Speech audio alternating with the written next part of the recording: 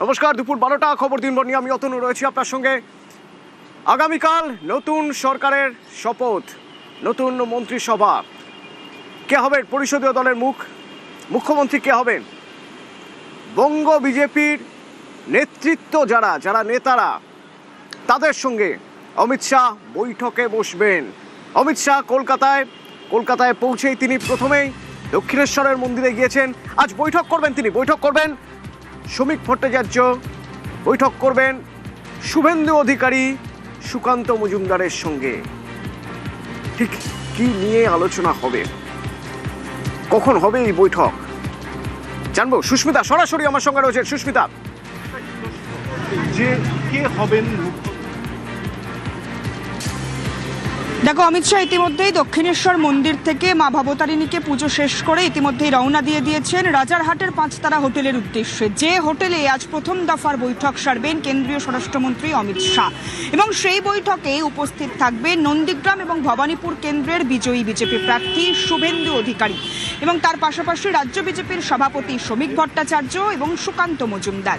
শুধু রাজ্য সভাপতি শ্রমিক ভট্টাচার্য, শুভেন্দু অধিকারী, সুকান্ত মজুমদার নয়, সাংগঠনিক সাধারণ সম্পাদক বিজেপির অমিতাভ চক্রবর্তী এবং যারা বিজেপির রাজ্য কমিটির গুরুত্বপূর্ণ পদাধিকারী রয়েছেন তারা উপস্থিত থাকবেন। এবং মূলত আজকের প্রথম দফার এই কেন্দ্রীয় নেতারা কেউ থাকছেন কি অমিত শাহর সঙ্গে? প্রশাসনিক নীতি নির্ধারণ দেখো, আবশ্যকভাবে কেন্দ্রীয় নেতা হিসেবে এই আজকের প্রথম দফার মিটিংয়ে উপস্থিত থাকবেন উড়িষ্যার মুখ্যমন্ত্রী মোহন চরণ মাঝি, বিজেপির সর্বভারতীয় সভাপতি নীতিন নবীন এবং বিজেপির প্রাক্তন সর্বভারতীয় সভাপতি জেপি নাড্ডা। অমিত শাহ, মোহন চরণ মাঝি, জেপি নাড্ডা এবং নীতিন নবীনের উপস্থিতিতে বৈঠক হবে রাজ্য বিজেপির শীর্ষস্থানীয় নেতৃত্বের সঙ্গে। এবং রাজারহাটের এই হোটেলের পরেই অমিত শাহ পৌঁছে যাবেন বিশ্ব বাংলা কনভেনশন সেন্টার, যেখানে বঙ্গ বিজেপির নির্বাচিত জনপ্রতিনিধি অর্থাৎ বিজেপির বিজয়ী বিধায়ক কনভেনশন সেন্টার, সেই বিশ্ব বাংলা কনভেনশন সেন্টার, সেখানে দলের বিজয়ী প্রার্থী যারা রয়েছেন, যারা বিজেপি বিধায়ক হিসেবে কাজ করবেন, জনপ্রতিনিধি হিসেবে কাজ করবেন এই নতুন সরকারে, তাদের সঙ্গে দেখা করবেন, তাদের সঙ্গে কথা বলবেন অমিত শাহ এবং কেন্দ্রীয় নেতৃত্ব যারা এসেছেন তারা।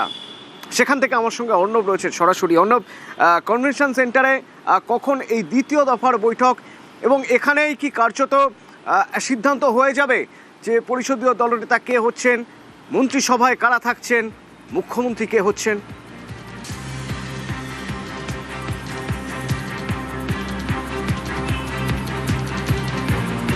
একেবারে রাজ্য জুড়ে মানুষের একটাই প্রশ্ন, এই মুহূর্তে পশ্চিমবঙ্গের মুখ্যমন্ত্রী পদে ব্রিগেড সমাবেশ থেকে কে শপথ নিচ্ছেন।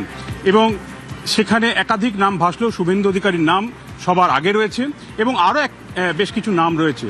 অর্থাৎ এই 207 জন যে হিউজ ম্যান্ডেট পেয়েছে ভারতীয় জনতা পার্টি, শ্যামাপ্রসাদ মুখোপাধ্যায়ের তার জন্মভিটে, তার জায়গায়, অর্থাৎ শ্যামাপ্রসাদের হাতে তৈরি যে বিজেপি, সে জনসংঘ, সেখানে বিজেপির এই সাকসেস এবং সেই সাকসেসের পর কে মুখ্যমন্ত্রী হবেন, অর্থাৎ দলনেতা কে হবেন, এই 207 জন বিধায়কের মধ্যে কে লিড করবেন, দলনেতা যিনি নির্বাচিত হবেন তিনিই মুখ্যমন্ত্রী হন, সেই কাজটাই কিন্তু আজ এই 207 জন বিজেপির নির্বাচিত বিধায়ককে নিয়ে দুপুর 3টে থেকে 5টা পর্যন্ত আমি যেখানে দাঁড়িয়ে রয়েছি এই কনভেনশন সেন্টারে, সেখানে কিন্তু বৈঠক হবে।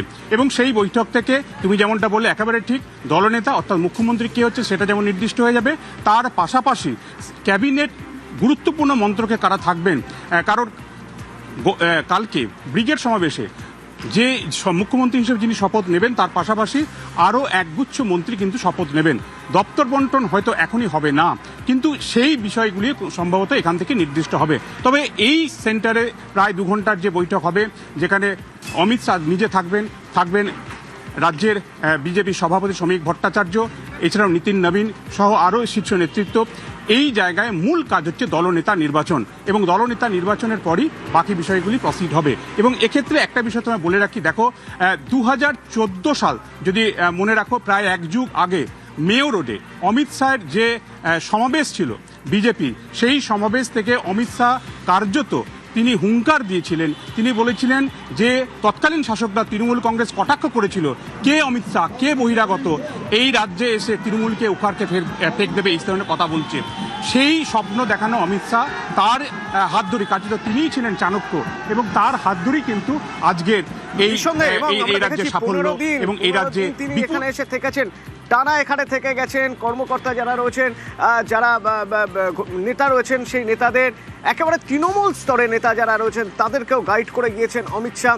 207 জন বিধায়ক আজ থাকবেন কনভেনশন সেন্টারে। কেন 207 জন? বিজেপি তো জিতেছে 208টি আসনে। আসলে শুভেন্দু অধিকারী 2টি আসন থেকে জিতেছে। ভবানীপুরে তিনি মমতা বন্দ্যোপাধ্যায়কে হারিয়েছেন। মমতা বন্দ্যোপাধ্যায়